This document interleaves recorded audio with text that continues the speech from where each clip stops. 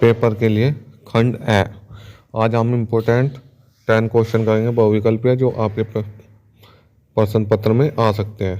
Question number 1, किसी धनात्मक पूर्णांक p के लिए प्रत्येक धनात्मक विषम पूर्णांक का रूप होता है p प्लस 1, 2p या 2p प्लस 1। देखो इसमें आपको p का मान रखना है। जैसे क्या रखोगे, 0, 1, 2, 3 रख के देखो किस किस में विषम पूर्णांक आपको मिलेगा।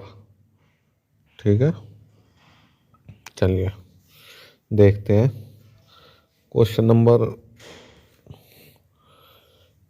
1 जो है इन सभी ऑप्शनों में रख के देखना। आप यहाँ देखोगे जब आप इसमें क्या करोगे, 2p प्लस 1 है। ठीक है, जब आप इसमें 0, 1, 2, 3 रखोगे तो आपको हर बार क्या मिलेगा, विषम पूर्णांक मिलेगा। ठीक है, जैसे 2p प्लस 1 है आपका, आपने इसमें 1 रखा तो 2 गुणा 1 प्लस 1 यानी कि कितना हो गया, 3। अगर 2 रखोगे तो 2 दूनी 4 और 1 5, विषम पूर्णांक हो गया।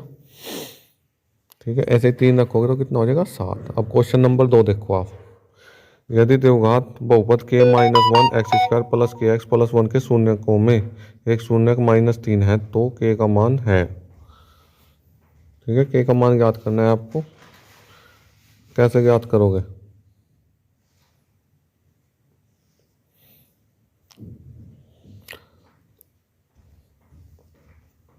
ठीक है, x का मान कितना दिया है, -3, तो k माइनस 1, इसमें x की जगह रख लेंगे -3। ठीक है, एक्स स्क्वायर प्लस के एक्स प्लस 1,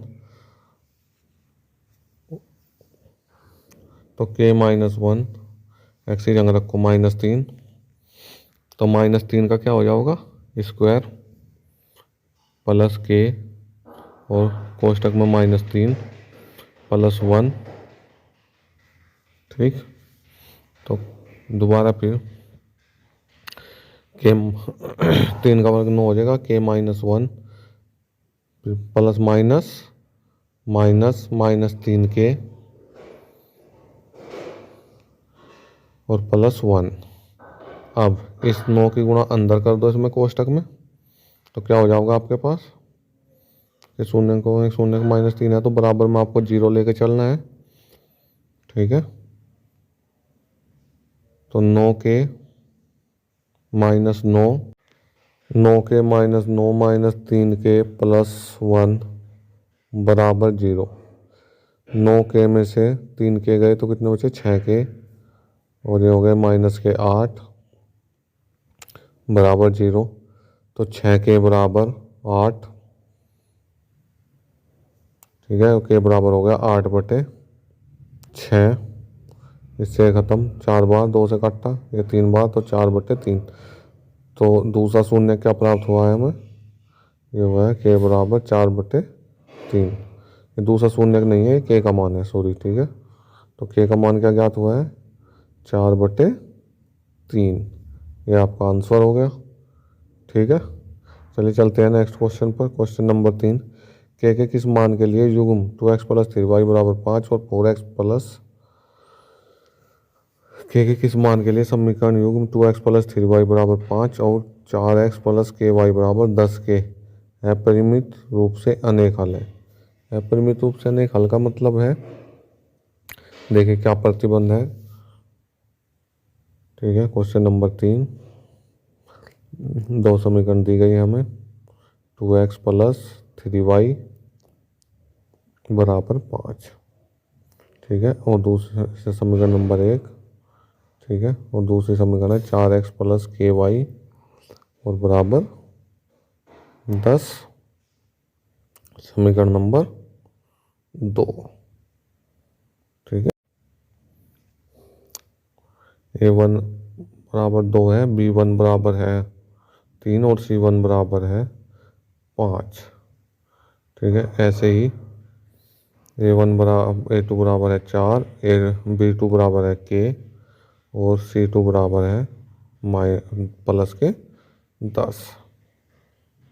अपरिमित रूप से अनेक हल होने का प्रतिबंध क्या है हमारा, वो होगा a1/a2 बराबर B1/B2 बराबर C1/C2।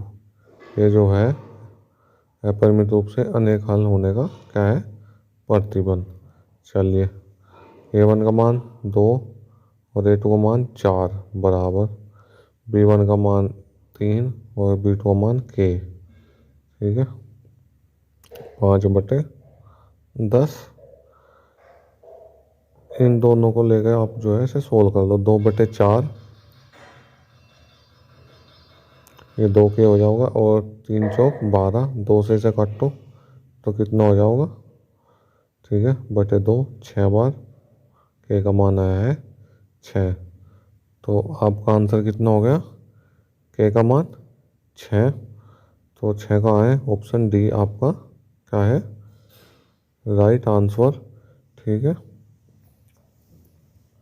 अब देखो क्वेश्चन नंबर 4 दिया है आपको। 1/x² - 2 बराबर 1/7। x का मान निकालना है। तो क्या करेंगे आप, देखिए क्वेश्चन लिखिए पहले। क्वेश्चन नंबर 4, 1/x² - 2 बराबर 1/7। ठीक है, आपस में कर दीजिए इनकी क्रॉस गुणा। इसमें करी तो x² - 2 बराबर हो गया 7।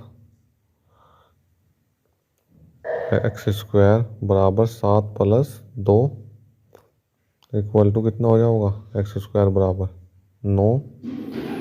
x बराबर कितना आया, √9। x बराबर ±3। x का मान कितना है, ±3। तो कौन सा आंसर सही है, ऑप्शन बी आपका राइट आंसर है।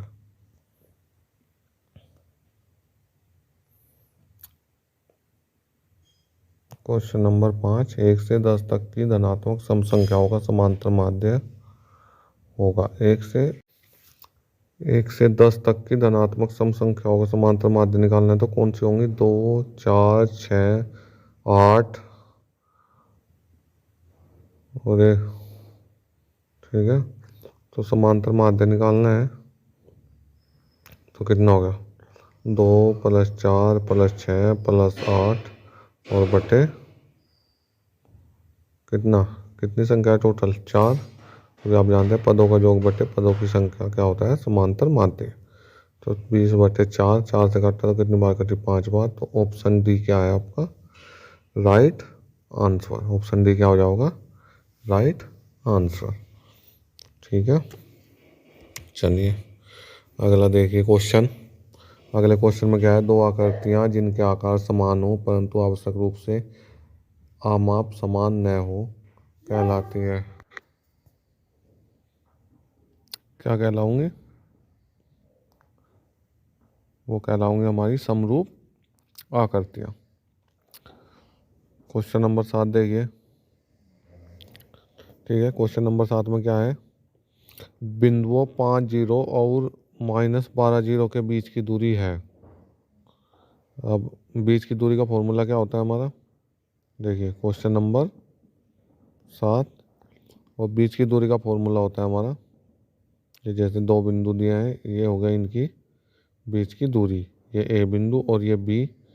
ए बिंदु पर क्या है हमारे 5 0 और बी बिंदु पर है -12 0।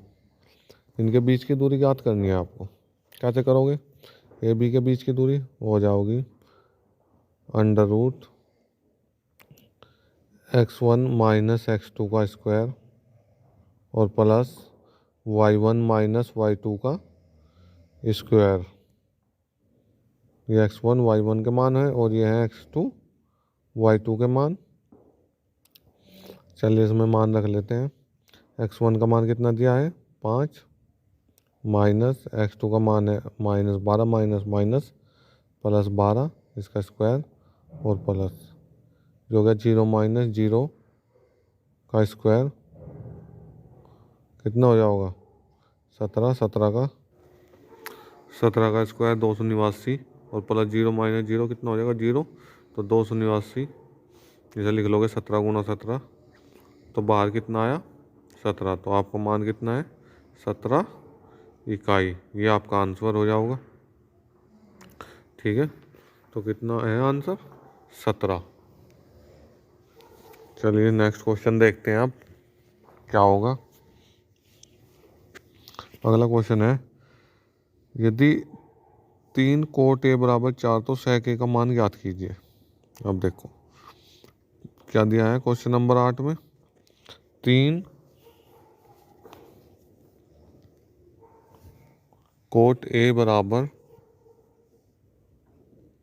4 और sec a ज्ञात करना है। तो कोट ए बराबर हो गया 4/3 और कोट किसके बराबर होता है, कोट बराबर होता है हमारे किसके 1/tan a के। तो 1/tan a बराबर 4/3। तो tan a का मान कितना हो जाएगा, tan a का मान हो जाएगा 4/3 था तो 3/4 यानी कि उल्टा हो गया। ठीक है, sec a बराबर कितना √1 plus tan square a। sec a बराबर √1 प्लस tan a का मान कितना है 3/4। तो 3/4 का स्क्वायर बराबर √1 प्लस 9 कितना हो जाएगा 16। 16 और 9 कितने 25, 25/16। 25 का बाहर क्या निकलेगा, 25 का बाहर निकलेगा। sec a बराबर 5/4। तो sec a का मान कितना है 5/4। देख लीजिए ऑप्शन में कौन सा है 5/4। ऑप्शन में है 5/4, ये ऑप्शन बी 5/4। अब देखिए क्वेश्चन नंबर 9।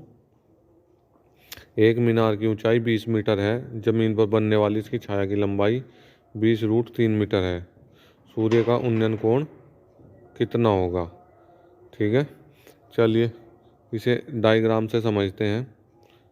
ठीक है, पहले सबसे पहले इसका चित्र बना लीजिए। क्वेश्चन नंबर 9 क्या करोगे, बनाओ चित्र। ठीक है, अब ये छाया हो गई, ये हो गई लंबाई। ठीक है, मीनार की कितनी है, मीनार की लंबाई है 20 मीटर। तो 20 क्या है, मीनार है आपकी 20 मीटर इसकी लंबाई हो गई। और नीचे जो है क्या है, मीनार की छाया कहाँ पड़ेगी, यहाँ ए बी पे। तो 20√3 मीटर इसकी हो गई छाया। ठीक है, तो इस ए को मिला दो सी से, ये हो जाएगा इसका ए उन्नयन कोण थीटा। ए उन्नयन कोण थीटा है तो क्या हो जाएगा, बी सी बराबर 20 मीटर और ए बी बराबर है 20√3 मीटर। ठीक है, अब ले लो आप इसे समकोण त्रिभुज ए बी सी में, ए बी सी में क्या हो जाएगा, tan थीटा बराबर लो। tan थीटा बराबर होता है लंब बटे कर्ण। ठीक है, लंब बटे कर्ण। लंब का मान कितना है, लंब का मान है बी सी और ए बटे ए बी। तो ये हो गया आपके पास tan थीटा बराबर बी सी का मान कितना 20, 20/20√3। 20 से 20 खत्म, काट दो इसे, ये कट जाएगा। तो 1/√3 tan थीटा बराबर 1/√3। तो tan थीटा बराबर कितना, tan थीटा बराबर होगा आपका 1/√3 और किसका मान है tan 30 का। तो थीटा बराबर कितना आया है 30 डिग्री। तो tan थीटा का मान कितना है 30 डिग्री। चलिए ऑप्शन बी क्या है आपका राइट आंसर। चलते हैं नेक्स्ट क्वेश्चन पे। Question number 10। द्विघात समीकरण 3x² - 6x + 4 बराबर 0 का विविक्त कर ज्ञात कीजिए। Question number 10। तो विविक्त कर को किससे प्रदर्शित करते हैं, डी से। तो हमारा फॉर्मूला क्या हो जाएगा, डी बराबर बी स्क्वायर माइनस 4ac। और दी गई समीकरण की तुलना कर लेंगे व्यापक द्विघात समीकरण A X square plus B X plus C बराबर 0 से, और इस फॉर्मूले में रखेंगे मान। तो ए का मान कितना आया है 3, बी का मान कितना आया है -6,